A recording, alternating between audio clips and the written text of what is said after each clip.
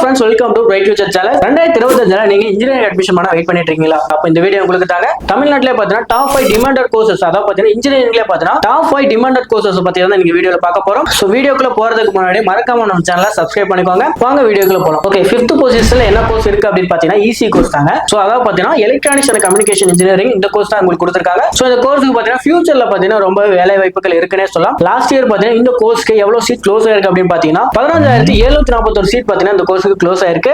So 4th பொசிஷன்ல என்ன course கொடுத்திருக்காங்க அப்படின்னு பாத்தீங்கன்னா சிஎஸ்பிஎஸ் தாங்க. சோ சிஎஸ்பிஎஸ் என்ன அப்படின்னா computer science and business system. இந்த கோர்ஸ் தான் வந்து உங்களுக்கு பாத்தீங்கன்னா 4th பொசிஷன்ல இருக்கு.